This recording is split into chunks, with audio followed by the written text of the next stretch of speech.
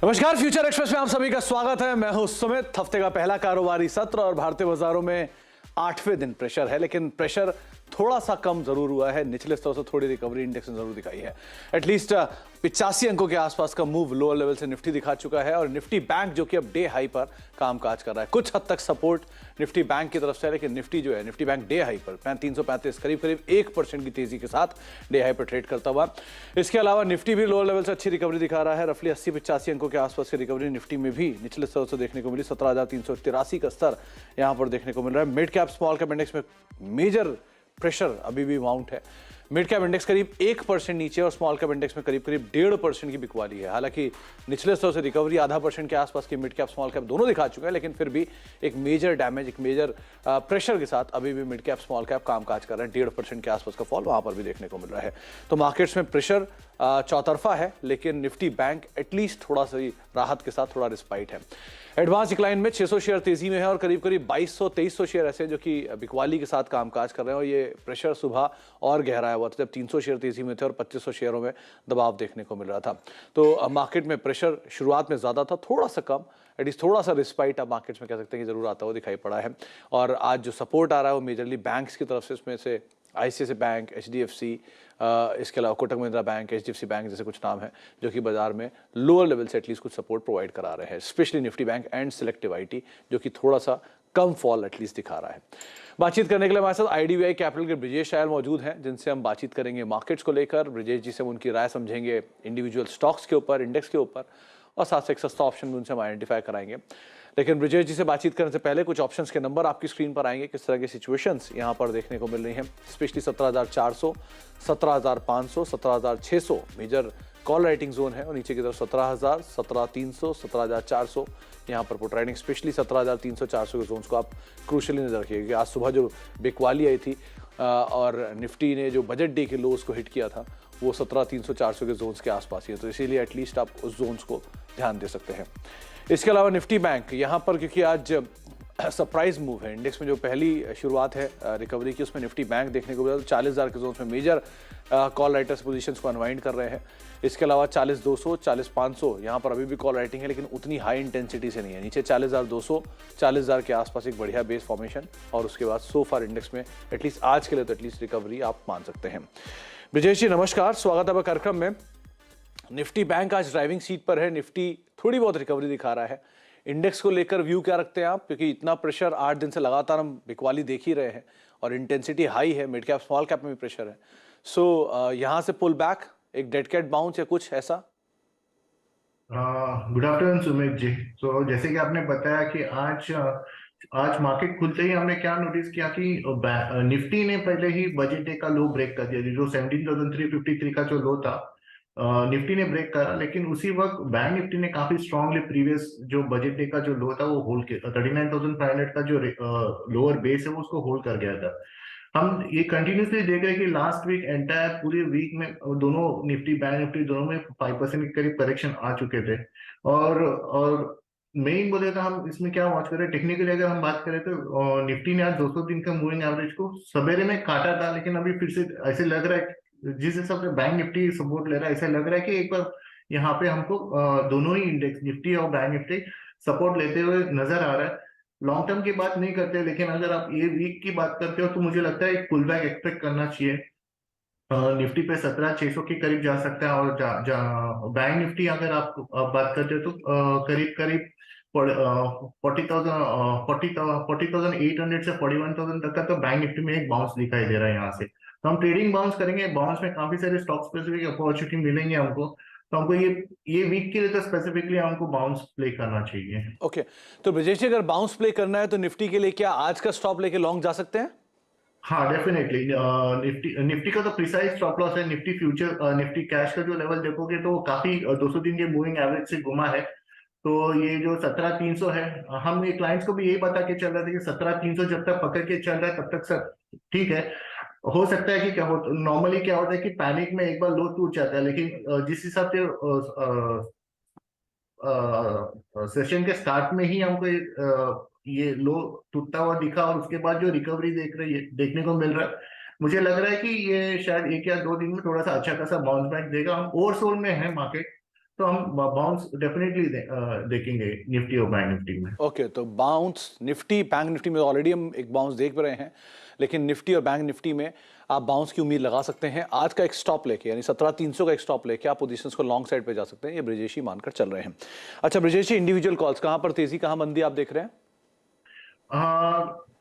एक सेक्टर में एक ब्रीफ कर लेता हूँ। जबकि मार्केट सपोर्ट लेता हुआ चल रहा है, तो मैंने ये नोटिस किया है कि आईटी और ऑटो में थोड़ा वीकनेस देखने को मिल रहा है। तो शायद अगर इंडेक्स रैली करता है तो आईटी और आपको ऑटो में शायद मोमेंटम देखने को नहीं मिलेगा। हम स्टॉक स्पेसिफिक काम कर लेते हैं। इंडियन होटल्स पे काफी स्ट्रांग व्यू है। जिस हिसाब से इंडियन होटल ट्रेड कर रहा है, रिसेंट जो करेक्शन आया था उसको मार्केट के साथ उसने करेक्ट नहीं किया, तो मुझे लगता है कि इंडियन होटल्स में आपको करंट लेवल्स पे हमें बाय लेनी चाहिए। 310 311 का रेंज है, नीचे की तरफ 305 का स्टॉप लॉस रहेगा, ऊपर 325 के आसपास हमको मोमेंटम देखने को मिलना चाहिए। काफी स्ट्रॉन्ग काउंटर है ये इंडियन होटल। ओके, तो 325 के टारगेट्स के लिए आप इंडियन होटल को लॉन्ग साइड पे देख सकते हैं। आज सुबह मैनेजमेंट भी थी हमारे सिस्टर चैनल पे, और उनका भी कहना है कि जो बुकिंग से काफ़ी स्ट्रांग है और एक अच्छी डिमांड अभी भी देखी जा रही है। 325 के टारगेट्स के लिए आप लॉन्ग जाएंगे, 305 का एक स्टॉप लॉस यहाँ पर मेंटेन करेंगे। विजय जी, दूसरा नाम? दूसरा मैं इंडसइंड बैंक लेना चाहूंगा। ये मोमेंटम प्ले है। जिस हिसाब से बैंकिंग स्टॉक जो चल रहा है, इंडसइंड बैंक ने भी 200 दिन के मूविंग एवरेज को सपोर्ट लिया है। 1084 का करंट लेवल है, और लास्ट 3-4 दिन का आप रेंज देखो तो 1065 का बेस है, तो वो मैं बेस पकड़ के चलूंगा यहाँ पे। 1065 का स्टॉप लॉस या 1060 पकड़ लीजिए सेफर साइड पे। एक बाउंस बैक प्ले कर रहा हूँ यहाँ पे। 1120 से 1140 तक का एक बाउंस देख रहा हूँ मैं, तो वो मोमेंटम के लिए मैं ये ट्रेड लेना चाहूंगा। 1120 1140 के टारगेट्स के लिए आप इंडसइंड बैंक में एक मोमेंटम प्ले कर सकते हैं। वैसे भी आज बैंकिंग का टेलविंड एटलीस्ट इसको मिला हुआ है, पूरे स्पेस में तेजी है, तो बैंकिंग की तेजी को आप भुना सकते हैं। 1120 1140 के टारगेट्स के लिए 1060 का एक क्लोज स्टॉप लॉस यहाँ पर आप मेंटेन करेंगे। कोई और नाम ब्रजेश जी आपकी तरफ से? ये मेरे ओबेरॉय रियल्टी में देख रहा हूँ, और जिस हिसाब से बाकी के होटल स्टॉक्स वगैरह चल, जैसे कि आपने बताया G20 के चलते काफी सारे बुकिंग्स है। अगला 7-8 महीना इनके बुकिंग्स काफी अच्छे रहने वाले। ओबेरॉय रियल्टी का भी एक स्टॉक है जिसमें मुझे लग रहा है कि मोमेंटम आएगी मार्केट में, तो ओबेरॉय रियल्टी में करंट प्राइस में लेना चाहूंगा 845 में। और इसका जो स्टॉप लॉस जो बनता है वो है 820 830 के आसपास। मैं 15 रुपए का रिस्क लूंगा इसमें, और ऊपर में 900 के करीब इसका टारगेट देख रहा हूँ मैं। 900 के रियल्टी टारगेट्स के लिए आप लॉन्ग जाएंगे ओबेरॉय रियल्टी में, और करीब करीब 830 का एक स्टॉप लॉस यहाँ पे मेंटेन करेंगे। आज ब्रजेश जी, जो ऑब्जर्वेशन कह रहा है मेरा कि बैंक्स में भी आज पीएसयू बैंकिंग बास्केट काफी हेवीली परफॉर्म कर रहा है। स्पेशली बैंक ऑफ बड़ौदा में तेजी है, केनरा बैंक में तेजी है, पीएनबी में तेजी है, तो ये बैंक्स को आउट परफॉर्म कर रहे हैं पीएसयू बैंक्स, तो इनमें क्या करना चाहिए?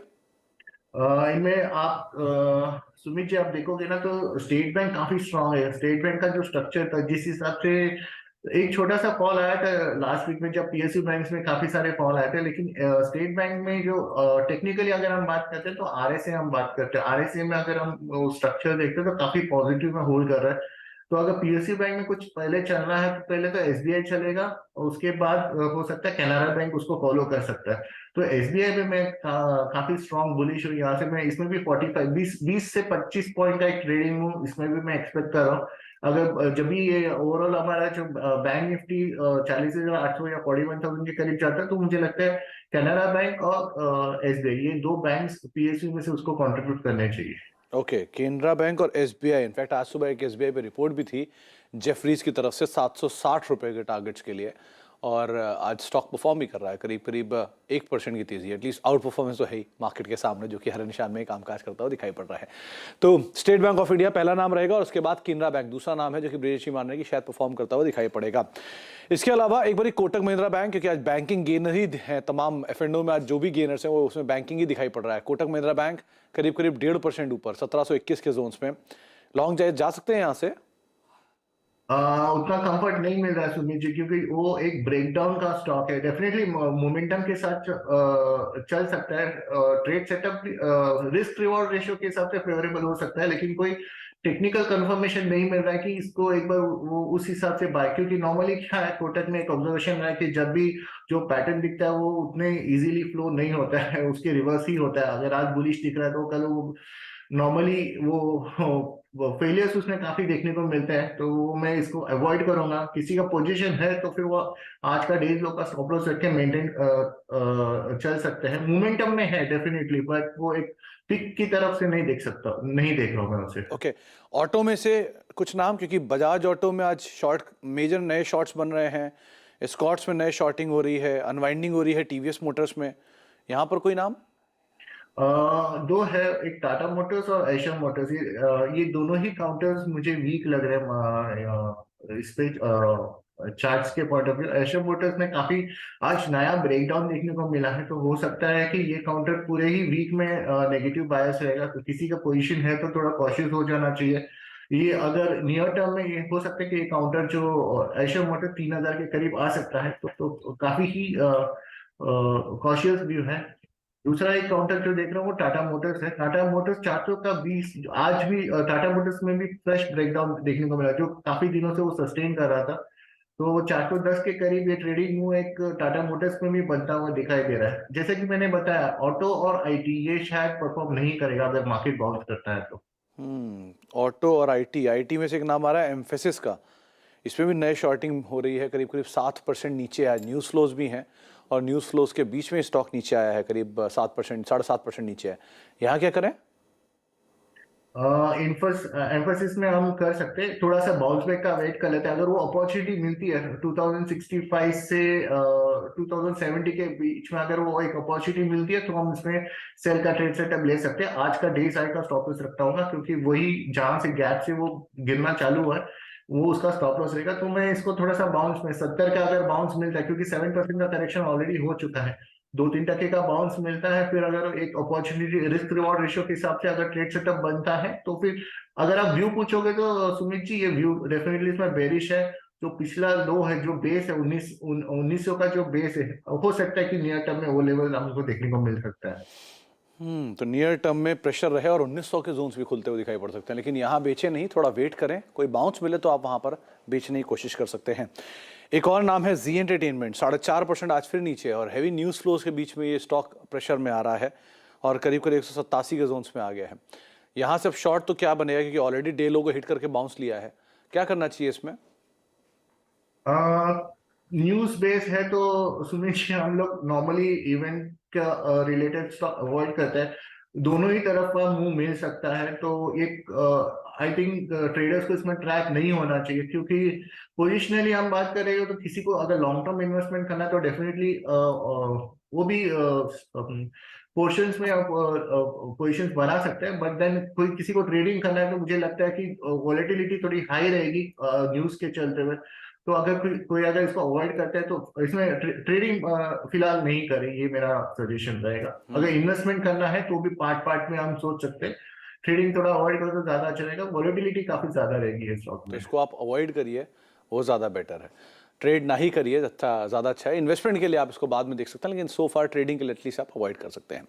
ब्रेक का वक्त है, ब्रेक के बाद लौटते हैं। ब्रजेश जी से आगे भी हम बातचीत जारी रखते हैं कुछ और स्टॉक्स को लेकर, लेकिन एक सस्ता ऑप्शन उनसे हम आइडेंटिफाई कराते हैं छोटे से ब्रेक के उस पर। आप देख रहे हैं फ्यूचर एक्सप्रेस मार्केट्स के अंदर जो प्रेशर है वापस प्रिवेल करता हुआ दिखाई पड़ रहा है कि अब मिड कैप स्मॉल कैप के ऊपर अगर आप नजर डालेंगे तो मिड कैप करीब करीब 1.5%, स्मॉल कैप पर वापस 1.5% और मिड कैप 1.25% नीचे आ गया। और निफ्टी भी जो 17,300 से थोड़ा बाउंस लेके ऊपर गया था, 17,330 पे वापस आ चुका है। तो प्रेशर अभी भी माउंटेड है मार्केट में और कोई खास रिस्पाइट इंडेक्स में नहीं देखने को मिल रहा है। एटलीस्ट निफ्टी बैंक थोड़ा सपोर्टिव है वहां पर भी, लेकिन जो तेजी थी 300 अंकों की वो फिजल आउट होकर 200-250 अंकों के आसपास रह गई है। ब्रजेश जी, सिचुएशन में सस्ता ऑप्शन कौन सा चुना आपने? सुमित जी, एक्चुअली ये आज बैंकिंग चलने के पहले ही हमने ना एसबीआई को स्पॉट किया था। एसबीआई में हमने ऑब्जर्व किया कि जो 530 का जो अभी जो 527 एनिवेश चल रहा है, इसमें काफी सारे लॉन्ग्स बिल्डअप पोजिशन काफी बन रहे हैं, इसके ओपन इंटरेस्ट भी काफी बढ़ रहे थे। तो हमने इसको एसबीआई का 530 का कॉल ऑप्शन जो 13 रुपया में चल रहा है अभी, इसे हमें लगता है कि हमको लेना चाहिए। इसका बेस एक बन चुका है 5 रुपए का। मैं थोड़ा रिस्क रिवॉर्ड 1:2 का लेना चाहूंगा। कन्विक्शन लेवल थोड़ा ज्यादा स्ट्रांग है इसमें, तो 13 रुपए के करीब लेना चाहिए। 5 रुपए का रिस्क लेके चलिए। ऊपर में 30 से 35 तक का टारगेट आपको देखने को मिलना चाहिए। एसबीआई का 530 का कॉल ऑप्शन, 530 का कॉल, जिसको आप 13 रुपए पे जो भी चल रही है इसको आप लॉन्ग कर सकते हैं 35 रुपए के टारगेट्स के लिए।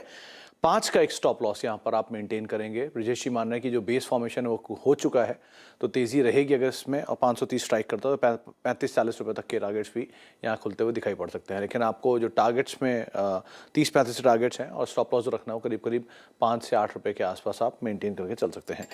अच्छा ब्रिजेश जी, कुछ और नाम जहाँ पर आज शॉर्ट कवरिंग है, उसमें एक IDFC फर्स्ट को और देखिए, करीब करीब 1% ऊपर काम काज कर रहा है। बैंक्स पे हमने ऑलरेडी बात की है, लेकिन ये छूट गया था, क्या करना चाहिए इसमें?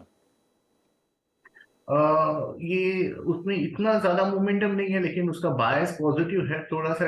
बैंक्स के साथ ये चलता हुआ दिख रहा है। 56 हाफ 57 तक एक मोमेंटम ट्रेड मिल सकता है, तो किसी का पोजीशन है तो फिर होल्ड करना चाहिए। वो 56 हाफ से 57 का एक ट्रेडिंग मूव मिलेगा।